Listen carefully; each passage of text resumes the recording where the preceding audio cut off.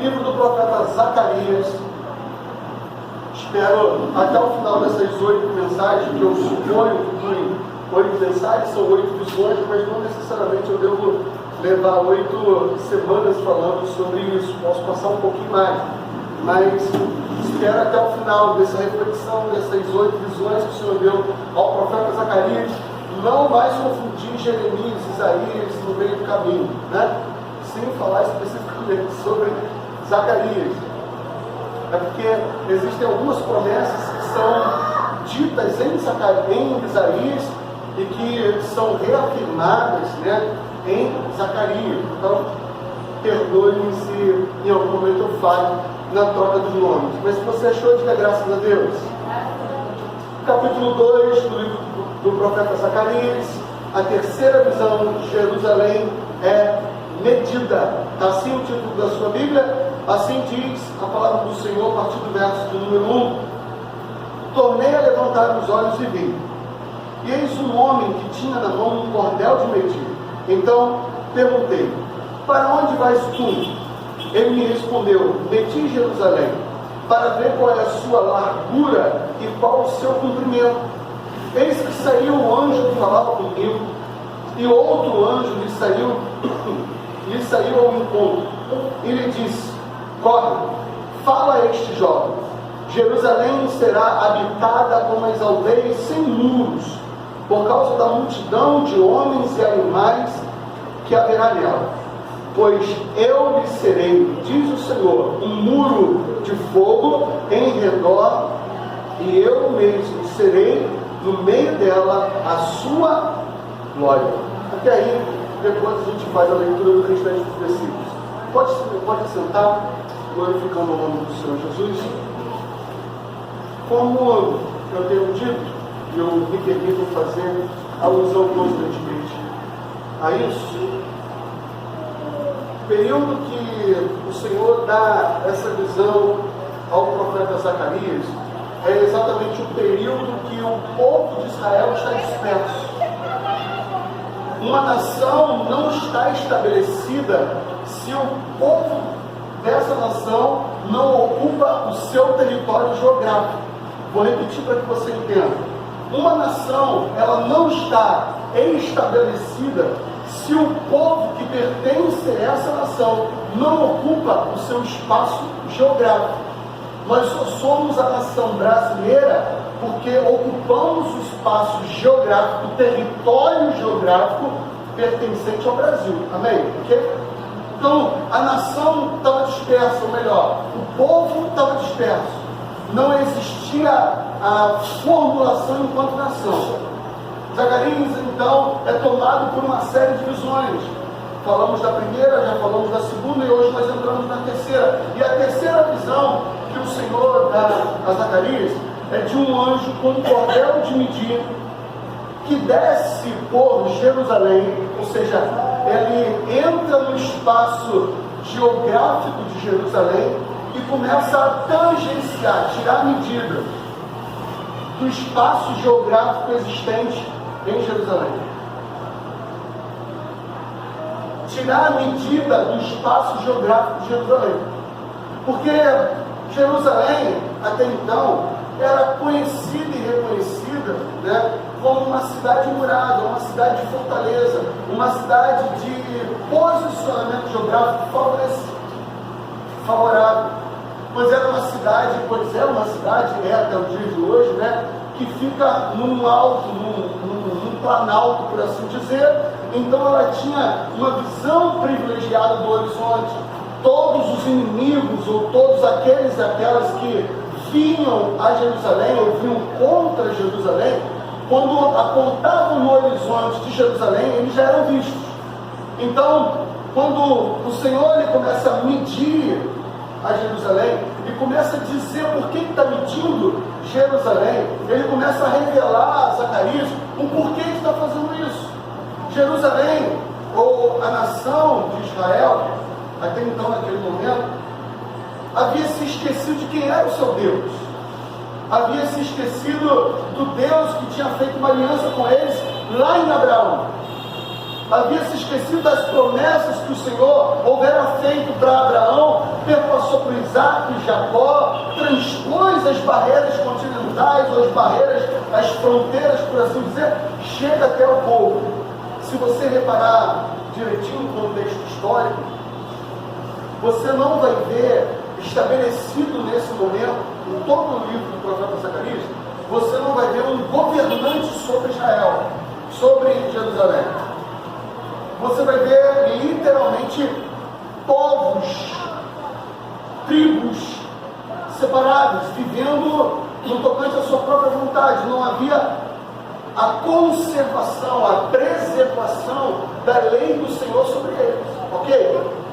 A partir daí, o Senhor ele começa a falar com Zacarias, dizendo: eu serei o Senhor, um muro de fogo em redor, eu mesmo serei no meio dela a sua glória.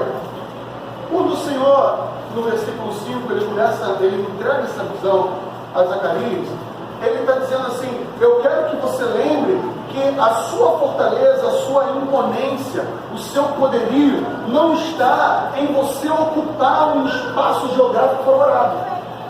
Não está em você ter uma visão privilegiada daqueles que te cercam ou daqueles que vêm contra você. Eu não quero que você se confie ou se fie somente naquilo que fisicamente ou estruturalmente você representa para vocês e para aqueles que vêm em vocês. Porque a partir de hoje vocês terão em mim a muralha de fogo. Percebam, Jerusalém, em função de ter um povo, em função de ter tido essa posição geográfica, de ter tido essa construção socioeconômica favorável, o povo se esqueceu de Deus. Qualquer semelhança é mera coincidência, ou não? O Brasil, durante um tempo, ele foi um país, e essa crise que nós já vivemos hoje já é recorrente. Isso já aconteceu outras vezes.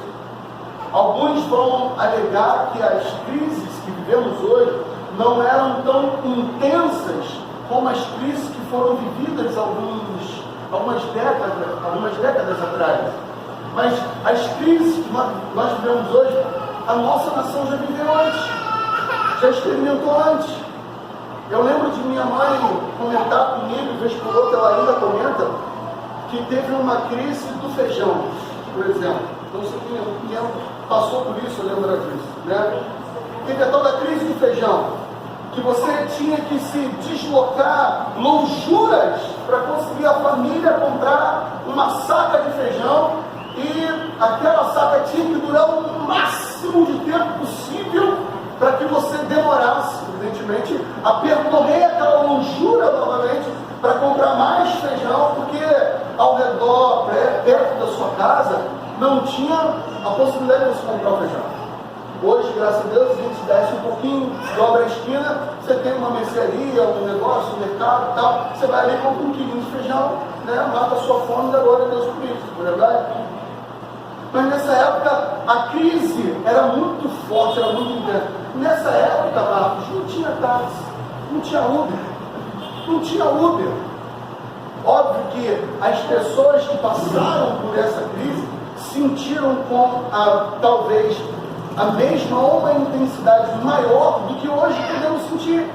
Porque, por exemplo, hoje, eu não vou citar nomes de supermercado, mas nós temos algumas variedades de supermercados, não é? Se a gente vai em um determinado supermercado, o quilo do feijão está custando R$7, o sangue de Jesus tem poder, né? Tu não vai comprar aquele feijão de R$7. Tem gente que tem condição, eu não tenho particularmente. Mas você vê aquele quilo de feijão a R$7, você fala: peraí, R$7 está caro. Você vai e muda de mercado, sim ou não? Você muda de mercado. Quando você muda de mercado, você pode ir andando ou você pode pegar um ônibus. Para aqueles que têm uma possibilidade ou outra, tem o seu veículo próprio que conduz você a esse trajeto. Significa que essa intensidade não é a mesma do que aqueles nossos antepassados viveram. Está entendendo o que eu estou dizendo? Nos nossos dias de hoje, muitas vezes, nós nos esquecemos do nosso Deus em virtude das posições que nós ocupamos. E hoje nós pela manhã falamos um pouco sobre superação de vida, não é verdade? E muitas vezes nós experimentamos essas superações. A gente que tinha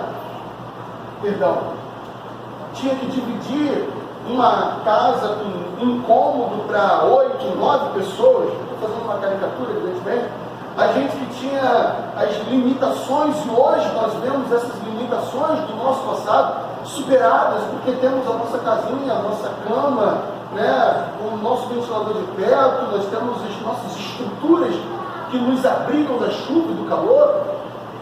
Nós lembramos do nosso passado, das nossas dificuldades, e temos que vencemos, amém ou não amém? Mas muitas vezes essa vitória que nós alcançamos, muitas vezes nos acomoda, muitas vezes nos estagna ao ponto de nós esquecermos do nosso Deus. E foi assim que aconteceu com Jerusalém. Jerusalém posicionada, bem posicionada, uma cidade comercial. Povos, vários povos passavam pelo centro de Jerusalém, transitavam, havia uma circulação de moedas muito grande, e Jerusalém tornou-se uma cidade economicamente poderosa. E o seu Deus, o Deus que propiciou todas essas coisas, foi esquecido. E nesse momento, quando o Senhor foi esquecido, quando Jerusalém esqueceu do seu Deus, o Senhor permitiu que outros povos viessem e espalhasse a nação, espalhasse o povo de Jerusalém. A partir daí, o Senhor ele começa a lembrar daquilo que ele fez quando libertou o povo do Egito. Quando o povo passou pelo deserto, Deus, quando ele faz essa alusão no versículo 5, dizendo que eu mesmo serei um muro de fogo ao seu redor, um muro de fogo em redor, e eu mesmo serei no meio dela a sua glória. Ele está dizendo, Jerusalém, da mesma maneira que eu fui o seu protetor, e percebam, meus irmãos e minhas irmãs, que quando o Senhor fala de muro de fogo, eu preciso te lembrar a respeito disso. Quando o povo passava pelo deserto, né, diz que a presença de Deus ela se manifestava de duas formas. Durante o dia era uma nuvem sobre a nação, e quando a nuvem começava a se deslocar, saía a nação, levantava o povo, levantava o acampamento e ia no caminho daquela nação. Perceba, aquela nuvem que era a presença de Deus, era também uma cobertura que Deus fazia para o povo, para que o sol do deserto não matasse o povo. Então era a proteção, a provisão do próprio Deus sobre aquele povo que havia sido liberto do Egito. Amém? Até aqui? Mas o Senhor não fica somente nisso, diz que ele, à noite, era uma coluna de fogo. E essa coluna de fogo ela também tem os seus atributos, porque assim como a nuvem ela protegia o povo, e meu irmão, minha irmã, até hoje, todos os cientistas, e quando eu digo cientistas, eu digo aqueles que são empíricos, que vão experimentar, que vão estudar, eles não veem nuvem sobre o deserto. O deserto não favorece, o clima desértico não produz nuvem. Não produz nuvem. Tem nuvem de poeira, mas não tem nuvem que nós temos aqui, a condensação da água na nossa atmosfera, não tem. Então, o Senhor está dizendo que Ele mudou a cadeia, a estrutura física do meio ambiente, para que Ele se manifestasse. Deixa eu liberar uma palavra profética sobre a tua vida. Se necessário for, meu irmão, minha irmã, o Senhor Ele muda a cadeia da estrutura física da tua vida, da tua casa, da tua história, para mostrar que Ele é Deus na tua vida, que Ele é Deus na tua história, e Ele é Deus nessa igreja também. Se necessário for, te ter que desafiar toda a estrutura, aquilo que a ciência já estabeleceu como normativa, se Deus tiver que desafiar isso para mostrar que Ele é Deus, o que Ele faz? É assim na minha, na sua vida, amém ou não? Então, quando o Senhor fala da nuvem, Ele fala também da coluna de fogo, e a coluna de fogo ela tinha os seus atributos também. Porque a coluna de fogo, ela não funcionava somente para proteger do povo ou dos povos que pudessem tentar atacar aquele povo que caminhava pelo deserto. Não era só para proteger, mas também era para o calor, para esquentar o povo, sabia disso? Quando o deserto bate lá por volta de, 7 horas da noite, por exemplo, as temperaturas elas chegam ao ponto quase zero. É muito frio. Então, para que o sol do meio-dia não matasse o povo, tinha a nuvem sobre o povo. Para que o frio da noite não matasse o povo, havia a coluna de fogo. E essa coluna de fogo, além de esquentar, ela também iluminava. Porque naquela época não tinha celular, então a gente não podia acender a lanterna do celular para caminhar pelo deserto, entendeu? Então não tinha como. Então tinha a coluna de fogo que fazia, que tinha essas atribuições também. Então o Senhor, quando ele começa a falar com Zacarias, ele está dizendo: esqueceram do que eu fiz lá no deserto, mas eu quero te lembrar que eu continuo sendo a nuvem que se desloca sobre a nação, protegendo, guardando do calor, guardando dos intempéries, do sol, do tempo árido, e também sou aquele que norteia, porque a nuvem, quando a nuvem começava a se deslocar, o povo entendia que estava na hora de sair de onde eles estavam e caminhar para outro ponto. Entenda uma coisa, meu irmão, minha irmã, precisamos estar atentos para onde a presença de Deus nos manda caminhar. Precisamos estar atentos, porque da mesma forma que Ele é proteção, Ele é afago, Ele é alento, ou seja, Ele nos aquece, Ele também nos norteia. Ele nos aponta a direção. E é isso que você e eu precisamos aprender. Ver a direção de Deus para as nossas vidas. A direção de Deus para os nossos ministérios. A direção de Deus para a nossa história. Porque em muitos momentos da nossa vida, volta a dizer, meu irmão, minha irmã, olhamos para a história da nossa vida como apenas uma história de superação e esquecemos que a história que o Senhor nos permite construir é a história de manifestação do poder dele. Você crê nisso, irmão? E a partir disso, meu irmão, minha irmã, precisamos ouvir e aprender o direcionamento de Deus para a nossa vida, o direcionamento de Deus para a nossa história. E aí, essa visão que o Senhor dá a Zacarias, como eu falei, o anjo, a primeira atitude que esse anjo toma, ele vai tirar medidas do espaço geográfico. Sabe por quê? Porque muitas vezes nós não conhecemos as nossas fronteiras. Nós não conhecemos até onde nós vamos, até onde somos capazes de ir. E é necessário que o Senhor nos mostre como somos capazes. E em Deus não há fronteira, porque quando o Senhor Ele instaura o reino do Senhor Jesus Cristo, na pessoa do Senhor Jesus Cristo, Ele está dizendo assim: o meu governo, o meu reino, a minha estrutura de governo, ela não está estabelecida numa tipografia estabelecida pelo ser humano. Não, o meu governo ultrapassa todas as fronteiras. O meu governo chega em todos os lugares. Deixa eu te dizer uma coisa, eu só posso liberar outra palavra profética sobre a tua vida, meu irmão, minha irmã. Há circunstâncias que a gente acha que não está no controle do Senhor. Há pressuposições da nossa vida que nós olhamos e a gente fala assim: caramba, mas está uma confusão generalizada. Deixa eu te dizer uma coisa, até mesmo no meio do caos, Deus usa para operar milagre na nossa vida. Deus muda o cenário para a gente ver que Ele é Deus. Sabe por quê? Às vezes está tudo tranquilinho, tudo de boa. A gente está confiando na força do nosso próprio braço.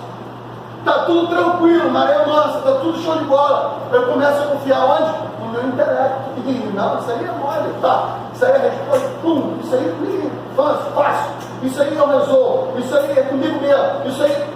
E a gente começa a confiar no nosso próprio intelecto. Não, isso aqui de boa, tudo maré mansa, tranquilão. Tá? É o que? Toma. Amém? Ele recebe, né? Não, isso aí não. E aqui, ó. Tranquilo, vai lá. Mas tem horas na vida que a gente tenta fazer. Peraí, está faltando bolso. Bolso está raso. Peraí, mas. Não, isso aí eu não estou conseguindo. é tanta perturbação de um lado, de outro, tal, que você não consegue nem raciocinar. Parece que o teu cérebro trava e você, mas eu consigo. Uma simples conta matemática de 280 mais 290, a gente não consegue ter resultado. Quanto é que dá isso? Deixa quieto. A gente não consegue ver o resultado. Por que a gente não consegue ver o resultado? Porque a gente está soberbado com um monte de coisa. Porque outrora a gente pensa em confiar somente nas nossas próprias capacidades. Quando o Senhor, Ele quer que nós entreguemos a nossa confiança, a nossa expectativa, a nuvem de fogo, a nuvem da presença dEle, seja a própria presença dEle nas nossas vidas, seja o próprio querer dEle nas nossas vidas. Às vezes nós não sabemos o direcionamento que devemos tomar, porque nós não queremos olhar para a coluna de fogo, porque a gente não quer ver a nuvem da presença dEle, mostrando o caminho, porque muitas vezes não queremos passar por isso ou por aquilo. A gente quer continuar confortável, tranquilão, não vai manso, e deixa aqui mesmo quietinho, tá bom, não vou mexer nisso não. Quando o anjo ele vem e começa a tirar medida, ele, Zacarias, eu estou te dizendo para Israel conhecer e aprender de uma vez por todas que a minha fronteira, ela não é humana, a minha fronteira, ela não está riscada no mapa. Ei, Igreja Metodista em Parque União, a fronteira do poder de Deus não está dentro de quatro paredes, a fronteira do agir de Deus não está estabelecido no endereço. O poder de Deus, ele se alastra por toda a nossa comunidade, por toda a nossa casa, por toda a nossa vida, por toda a nossa região, em nome de Jesus. O poder de Deus, ele tem essa característica. Nós é que muitas vezes limitamos. Nós é que muitas vezes cerceamos o poder de Deus. Não. Isso aqui não faz não. Isso aqui Deus não vai fazer. Mas o poder de Deus ultrapassa todas as coisas. Amém? E a partir do versículo número 6, o autor ele começa a dizer assim: fugi agora da terra do norte, diz o Senhor, porque vos espalhei como os quatro ventos do céu, diz o Senhor. Ei, salva-te, ó Sião, tu que habitas com a filha da Babilônia, pois assim diz o Senhor dos Exércitos, para obter Ele a glória, enviou-me as missões que vos despojaram, porque aquele que tocar em vós, toca na menina do seu olho, porque eis aí, agitarei a mão contra eles, e eles virão a ser a presa daqueles que os serviram. Assim sabereis vós que o Senhor dos Exércitos é quem me enviou. Canta e exulta, ó filha de Sião, porque eis que vem e habitarei no meio de ti, diz o Senhor. Ele está lembrando o que o Senhor fez. Retornar para Sião significa voltar para um lugar da adoração do Senhor. Voltar para Sião, fugir da cidade do norte, significa fugir da Babilônia, para que haja um retorno à cidade santa, à cidade de Jerusalém. Deixa eu te lembrar de uma coisa, meu irmão, minha irmã. Hoje, na nossa estrutura e na nossa linguagem espiritual, a nossa Jerusalém santa, ela no céu com o Senhor Jesus. Então nós precisamos começar a olhar para aquilo que muitas vezes nos algema, nos acorrenta às coisas dessa terra, às coisas desse mundo, às coisas que são só palpáveis e tangíveis à nossa própria capacidade humana. A gente precisa fugir desse estereótipo, desse cenário, para viver a cidade santa na vida que vivemos hoje. Porque a promessa de Deus não é que vivamos uma vida abundante somente quando a vida dessa terra foi extinta. Não, a promessa de Deus é para que vivamos uma vida abundante, em abundância, ainda nessa vida, ainda nessa terra. Afinal de contas, a palavra do Senhor diz: se atentamente ouvirdes a minha voz e obedecerdes os meus mandamentos, está lá em Deuteronômio capítulo 28, se atentamente ouvirdes a minha voz e obedecerdes os meus mandamentos, comereis o melhor dessa terra. Está escrito lá. Nós nos prendemos, nós nos condicionamos, meus irmãos e minhas irmãs, a esta vida e naquilo que ela produz. E cá para nós, meus irmãos e minhas irmãs, nos dias que temos vivido hoje, o que muito a nossa vida tem produzido tem sido dor, tristeza, agruras, instabilidade emocional, financeira e espiritual. Ontem nós estávamos pregando lá em Nova Iguaçu, lá em Bandeirantes. Nós estávamos lembrando dos influenciadores digitais. Esses influenciadores digitais, eles têm se multiplicado absurdamente. Exponencialmente a gente tem visto esses influenciadores só crescendo, e grande parte dos assuntos que esses influenciadores eles propagam, eles se propõem a anunciar, são assuntos polêmicos, porque são assuntos que motivam as pessoas a irem lá no canal deles, ouvir aquilo que eles têm para dizer e curtir. E cada vez que as pessoas se inscrevem no canal, curte uma postagem deles lá, eles ganham dinheiro. Eles ganham dinheiro. Então, a motivação deles não é trazer esclarecimento. Preste atenção nisso. A motivação deles não é trazer esclarecimento. A motivação deles é trazer favorecimento. Não necessariamente somente financeiro, mas é também status social. Tem um candomblé aí que eu não consigo nem falar o nome dele direito. O nome dele é esquisito. Não vou conseguir lembrar, pronunciar corretamente o nome dele não. Mas o cara virou milionário por causa de um canal no YouTube. Milionário. Presta atenção numa coisa. Quando a gente fala de milionário no Brasil, é uma pessoa que se destaca, sim ou não? Por que a palavra de Deus, quando ela é pregada na sua essência, na sua pureza, ela não se destaca? As pessoas não querem ter a verdade desnudada diante de si. As pessoas querem continuar vivendo a maré mansa da sua vida. As pessoas querem continuar comendo porcaria e acham que vai viver a vida eterna. Mas deixa eu te dizer uma coisa, deixa eu animar o teu espírito nessa noite. Assim como o Senhor se revelou a Zacarias, dizendo que mudaria a história de Jerusalém, o Senhor se revela a nós essa noite, para dizer que Ele está disposto a mudar a nossa história, a romper com o ciclo da nossa vida, a romper com as estruturas que muitas vezes podem sim nos prender, para que nós vivamos os sonhos, os projetos e os desígnios dele para a nossa vida, para vivermos o querer dele nessa terra. Temos muito que fazer, temos muito que sonhar, mas cada coisa precisa acontecer debaixo da vontade do poder de Deus, no direcionamento, à luz da sua palavra. Amém ou amém? E a partir disso, meu irmão, minha irmã, eu quero inspirar a tua vida, inspirar o teu espírito, para que você consiga olhar para a visão que Deus deu para Zacarias, para que seja uma visão de medida para a tua vida. Se eu pudesse dar um título para essa mensagem no dia de hoje, seria a medida de Deus para a sua vida, para a minha vida, para a nossa vida.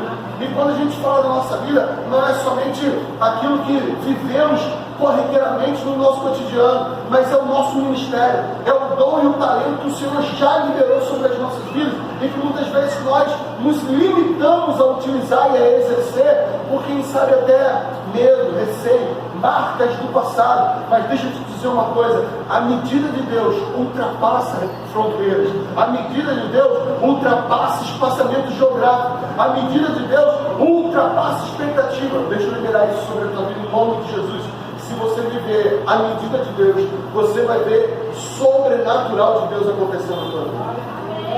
Se você se dispuser a viver na medida de Deus, não na minha, não naquela que o teu intelecto, o meu intelecto pode produzir, não naquela que o teu ou o meu status social pode produzir, não naquela que a tua e a minha condição financeira pode nos permitir viver, não, mas na medida de Deus.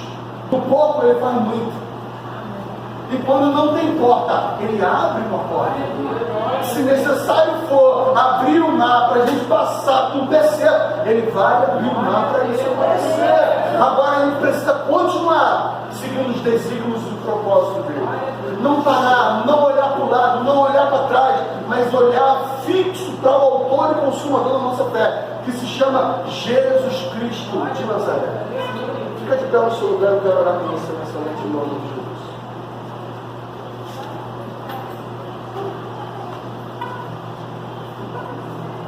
Existem circunstâncias da nossa vida que nós nos esquecemos. Nos esquecemos do poder de Deus. A gente chega lá perto do dia 25, dia 27 do mês, a gente está fazendo a conta no mês seguinte. E muitas vezes a conta não bate, não fecha. Tem gente que diz que não está nem mais no vermelho, está no roxo, passou da cor do vermelho. Mas Deus ele é tão bom que quando a nossa conta não fecha, Ele já está usando o saldo positivo dele nas nossas vidas. Ele já está usando aquilo que sobrepuja a nossa capacidade, revelando nas nossas vidas. Porque o pão nosso cada dia não nos tem faltado, não nos tem faltado fôlego de vida, a graça dele tem sobrepujado a nossa vida, tem sobrado, quando eu digo sobrado, é que tem sido suficiente para que a gente pudesse estar hoje aqui, celebrando e adorando o nome dele. Isso tudo é um mover do Senhor, e quando o Senhor ele opera em meio a todas essas coisas, se ele opera, nós precisamos reconhecer e dizer: Senhor, exaltado seja o teu nome. Porque não é a minha medida, é a medida de Deus. E é nessa medida que nós devemos viver. É essa medida que nós devemos buscar. Ei, não estou dizendo para você estourar o teu cartão de crédito todo mês, estou dizendo isso não, vigia. Seu pastor não está dizendo isso não. Estou dizendo que quando nós olhamos para as circunstâncias, que muitas vezes foge ao nosso controle, o Senhor ele tem um saldo reserva para a nossa vida. Agora a palavra diz claramente que a gente não deve tentar o Senhor. Se você sabe que se você for no shopping, com o teu cartão de crédito no limite, você sabe que você não leva o teu cartão de crédito, não deixa ele caro, não. Mas busque a medida de Deus para você. Se alguém te perguntar hoje, quando você chega em casa, como é que foi a igreja? Como é que foi a pregação? Eu aprendi que eu tenho que viver na medida de Deus. Na medida de Deus. Quando você romper a aurora do dia de amanhã e você acordar despertado, e começar as tuas atividades diárias, a tua labuta diária, você vai dizer para você mesmo: eu vou viver a medida de Deus hoje também.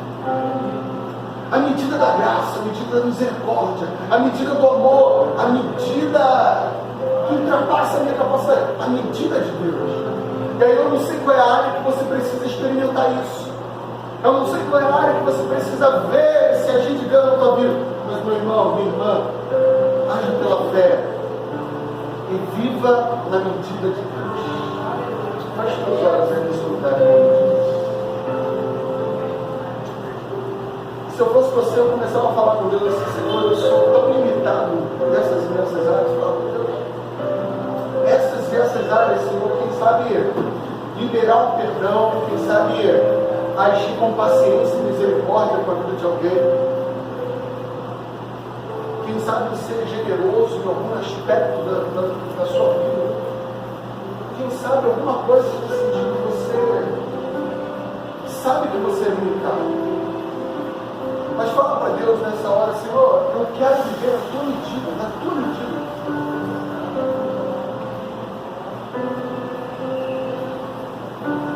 Eu quero viver na tua medida do louvor. Eu quero viver na tua medida da adoração. Eu quero viver na tua medida do teu sobrenatural para a minha vida. Eu quero viver na tua medida da revelação da tua palavra para a minha vida. Fala isso com Deus, Senhor. Pai, somos teus filhos.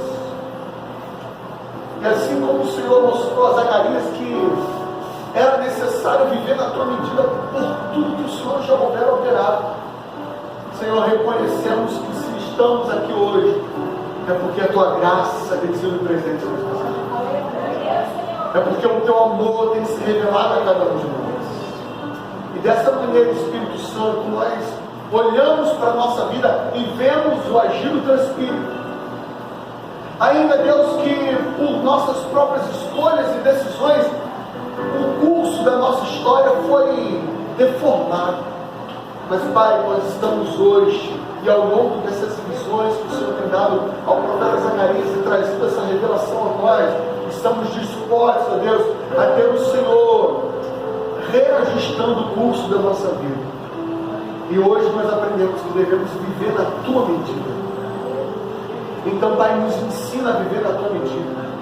Nos ensina, Deus, a buscar a Tua medida. Nos ensina, Deus, a desejar a Tua medida. Para que nós não sejamos, ó Deus, levados por qualquer vento de doutrina. Para que, Senhor, não sejamos conduzidos e arrastados de maneira errante. Mas que a nossa vida, a nossa história, a nossa medida seja a Tua, a do Teu querer para cada um de nós. Nessa noite, Papai, apresentamos sim a nossa vida e profeticamente, Deus, a nossa semana, para que o iniciar dela no dia de hoje seja na Tua medida para cada um de nós. Senhor, recebe a nossa vida como um aroma suave das Tuas narinas. Recebe a nossa vida, Deus, como um holocausto singelo, puro e verdadeiro diante do Senhor. E libera sobre nós a Tua visão. Libera sobre nós os Teus desígnios. É o que nós oramos agradecidos. Em nome do Senhor Jesus.